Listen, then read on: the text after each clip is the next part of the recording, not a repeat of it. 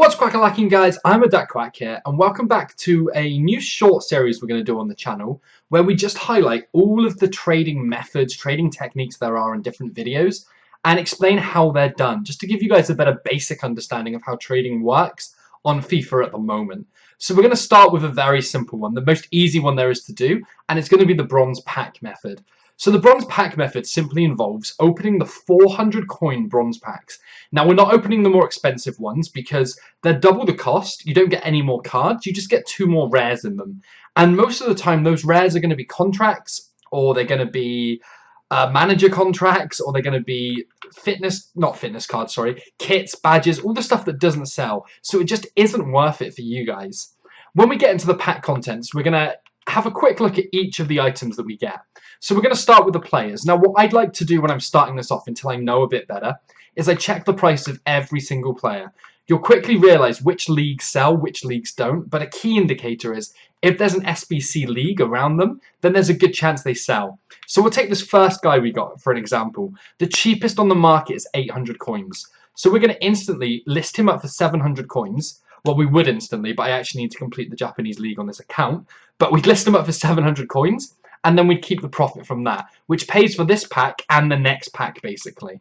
The Korean guy, there's no reason why he would sell. There's no SBC league. He's not needed in marquee matchups. And as you can see, there are tons of him for basically discard that aren't selling on the market. The next player we've got is an Irish player. Now, St. Patrick's Day's been and gone. There's no squad builder challenge around him. So as you can see, again, he's discard. So what I like to do with, ignore this guy, what I like to do with the players that have no value, we could discard them. That's option 1. If we discard the player, we get 17 coins for it. But the better way to do it is keep them in your club until either A, a squad builder challenge that's relevant for them is released, that you can either use these players or sell them on, or you've got option B, run them through the bronze to silver upgrade yourself, hope to get some big silver players to use in the league SBCs if you do them. If not, use those silver players to gold, etc, etc. Discarding them for 17 coins, they add up very quickly, but there's just better uses for them on this FIFA. We've also then got contracts to speak about. So contracts, it's very hard to sell. But if you're just a little bit patient, all of these contracts can be used. So a normal gold contract gives you, 12, 13 matches. If you open 7 of these packs, for example, you'll get enough to equate to 1 gold contract, which is another 200, 250 coins. So it's well worth keeping these contracts and just applying them when you've got a bit of downtime. The player fitness cards, now these always sell. They always are massively flooded on the market. Might take a few relists, but you will get 200 coins out of each and every one of these you sell eventually. The kits and the badges, now it's very rare that a kit sells. There's a couple of them that are in high demand, but if we have a look, you can see most of them absolutely flood the market. And for this reason alone, unless you don't have the coins to open many bronze packs, then you probably should list them. But if you've got enough coins to fill your transfer list, I wouldn't even bother with them. The manager cards as well. Now, these are ones that usually sell. It all depends on the nationality and the league, obviously, to how desirable they are. You can see this guy. He's got a ton of them up for 200 coins. Yes, you probably would sell him eventually, but again, it's just not worth listing him when you can use your transfer slots for such better use. So from that first pack, we had 200 from the fitness, 700 from the player, so we doubled our coins on the first pack. And in the second pack, we actually get a rare silver player. I think it might be from the Russian league as well. That's extremely lucky for a pack. If he sells for anything as well, it'd be insane for the bronze pack method. Okay, cool. So he is actually selling for about 800 coins there, which is absolutely ridiculous. So that pays for another 2 packs. As you can see, we've got another Japanese player. He's a non-rare goalkeeper, so the chances of him selling are a little bit lower. But if you've got the slots, it's always worth listing up the league SBC players. If they don't sell after a couple of the relists, send them to your club. The same here. We've got a Bundesliga 2 player. Now, there's no reason that this guy would sell at the moment. So if we have a look at his pricing on the market, there is absolutely none of him listed for less than 700 coins. Is he used in a marquee matchup or something? I have no idea why he's so expensive, unless he's being price fixed potentially. We will list him up for 600 coins just to see if he sells. But that's why you always want to check the prices, because you just never know what sells that proves. These guys I'm just going to send to the club because I need them for the league SBCs, obviously. The contracts again sent to the club. And then we've got the training cards. So a goalkeeper training card is not going to sell. I can tell you that before we look. There's just so many of them up there. And who's going to spend 200 coins to give you goalkeeper plus 5 diving? The fitness cards, though, the pace cards, the shooting cards, these can sell from time to time. So it's definitely worth at least double checking what they sell for at the current time before you do go on to discard these.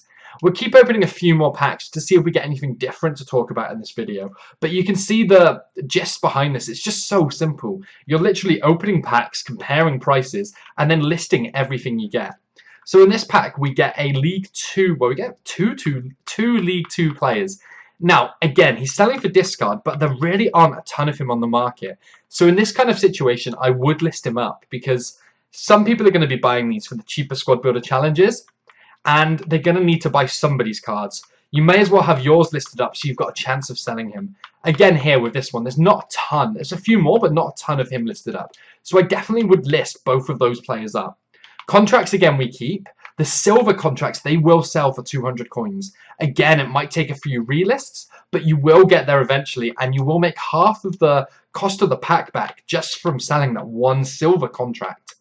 This guy, again, he is bronze. There are a lot of him on the market, but because he's English, that's one of the main reasons. A lot of these squad builder challenges that get released, they require 3, 2, 4 leagues, whatever it is, and you can just use the same nationality. So you can use Premier League, Championship, League 1, League 2.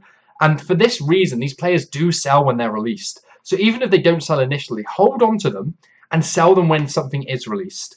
So this pack again here, we've got a Japanese player and a Bundesliga player at the end there. So this Japanese player, you can see, absolutely floods the market at the moment. There are so many of him. Good chance he won't sell in a hurry. Again, keeping him in the club is absolutely fine. A couple of trading cards that nobody's going to buy. And then we've got another Japanese player and a Bundesliga player. So the Bundesliga player here, as you can see, only a couple of him up for 200 coins. So always worth listing them. Somebody's going to buy some of these cards. We just got to hope it's ours that go. And then the Japanese player, again, you can see there's a bid for 150 on the first one, which signifies that there is a small demand, at least for this guy, so there is no reason to discard him. If both of those sell for 200 coins apiece, we make back the money from the pack, we keep the contracts that we sent to our club, along with the other players we sent to our club, and it just starts to generate profit that way. We get a Saudi player in this pack. Now again, there's a Saudi League SBC out. Couple of contracts is the first thing to send to the club. 2 fitness cards. So these 2 fitness cards alone, they sell for 200 coins each. That pays for the entirety of the pack. So now basically everything in this is free. So the contracts we sent to the club are free. The free players we get at the end here are absolutely free as well. Same logic again. They're just English players. Okay, why is he selling for so much? I can't see any reason he's selling for so much. We will list him up for 350 coins, which is the cheapest on the market. And if he sells, it'll be absolutely fantastic. But sometimes when you do check the price, you are confused and sometimes very happy at the price they're selling for. If I get duplicates and I've got space, I will always list them up for at least a couple of attempts. If they sell, then fantastic. If not, then I'll just discard them like I would have done initially. The cheapest guy, oh no, I was going to say it's about 1,000, but there are 200 coin versions of that guy. But there was only 1 or 2, so he should sell no problem as well. As you can see, something just sold from these packs. And just by doing this, you want to do it until your transfer list is almost full. Then see what sells after the hour, and then just rinse and repeat. You literally cannot lose money on this. You can go through sets of packs where maybe you'll open 10 packs and you'll pull absolutely nothing of any kind of value. And then in the next 10 packs, you make your money back plus some. It's all about averages here, so don't worry if you get a few bad packs. Just keep going. Like in this pack, we've got 100 coin unlock, and then 3 players at the end.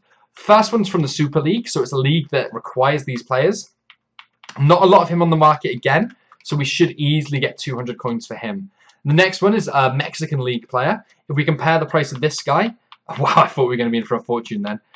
200 is the cheapest, so again, up with 200. The last one's a Polish player, so there's no need, no desire for him, so I'm not even going to bother checking the price. We'll just open one last pack here. We didn't get any of the big pools in these, so we didn't get any squad fitness, which sell for about 1,000 coins instantly, so it's about 2.5 to 3 times the value of the pack alone. We do get another kit in this pack, which isn't great. So we get another Scottish Prem player. Now the Scottish SBC again is another thing. The strikers and goalkeepers are usually the most common though, so they're not easy to sell. We will send them to the club though. Same with the contracts. Listing up the fitness again, so that's half the pack paid for on its own. The kit side of it, sometimes the kits sell. It's always worth, if you think something looks interesting or disgusting enough that someone might want to use it, it's worth checking. As you can see here, only 2 kits up for 200 coins. So we will list that one. And then we've got a Premier Division, an Argentinian League player. Can't see any reason for him being of any kind of value.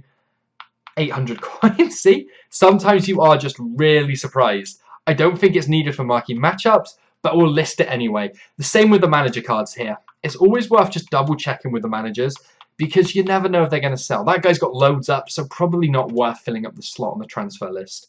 So guys, that's where we're going to end that video. It's only a nice little short one just to explain to you exactly how bronze pack method works. It's very important that once you've done this and the items on your transfer list have expired, that you do come back into it and that you're constantly checking them. You're constantly relisting them up after they have expired, after they've sold, after whatever happens to them. But you've got to make sure you stay on top of it.